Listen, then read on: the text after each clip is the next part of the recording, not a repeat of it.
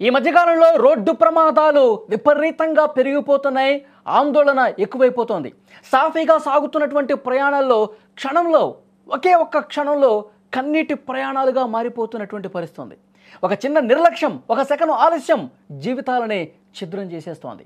రాత్రి వేళల్లో ముఖ్యంగా హైవేలపై జరిగే ప్రమాదాలు ఎన్నో కుటుంబాలను కోలుకోలేని విషాదంలోకి నెట్టేస్తున్నటువంటి పరిస్థితి ఉంది. భక్తులు, యాత్రికులు ప్రయాణాలు చేస్తున్నప్పుడు కనీస జాగ్రత్తలు తీసుకున్నా కూడా నిదానం లేకుండా దూసుకెళ్లే వాహనాలు వారి జీవితాలను అర్ధాంతరంగా ముగించేస్తున్నాయి. సరిగ్గా ఇలాంటి ఘటన తమిళనాడులో జరిగింది.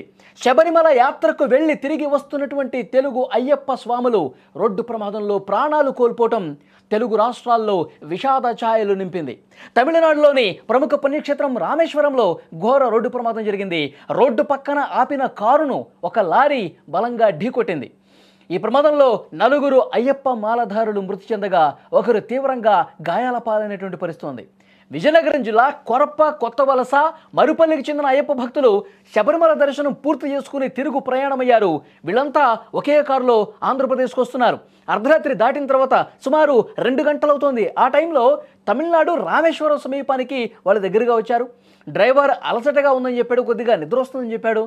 కాబట్టి వాళ్ళు రోడ్డు పక్కన అసలు ఎవరికి ఎలాంటి ఇబ్బంది లేకుండా రోడ్డుకి చాలా పక్కకు తీసుకుని ఆపి విశ్రాంతి తీసుకుంటా ఉన్నారు. ఆ సమయంలో యమదూతలా వచ్చినటువంటి ఒక లారీ, అతి వేగంతో నిర్లక్ష్యంగా వచ్చినటువంటి లారీ ఈ కారుని బలంగా కొట్టేసింది.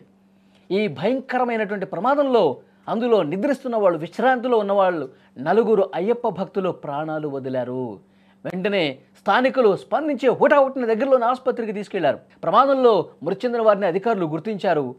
వీళ్ళు విజయనగరం జిల్లా దత్తిరాజేరు మండలం కొరపు కొత్త వలసకు చెందిన రామకృష్ణ, మార్పిన అప్పలనాయుడు, మరాడ రాము అన్నట్టుగా తెలిసింది. గజపతి నగరం మండలం మరుపల్లికి చెందిన బండారు చంద్రరావు కూడా ప్రాణాలు కోల్పోయిన పరిస్థితుంది. చూడండి ఎంత దారుణం జరిగిందో. అసలు వాళ్ళకి ఏమాత్రం దీనికి సంబంధం లేకుండా వాళ్ళు రోడ్డుకు ఒక పక్కన విశ్రాంతి తీసుకుంటుంటే నిర్లక్ష్యంగా వచ్చినటువంటి ఒక లారీ వాళ్ళు ప్రమాదంలోకి నెట్టేసి పూర్తిగా ప్రాణాలు కోల్పోయేలా చేసింది.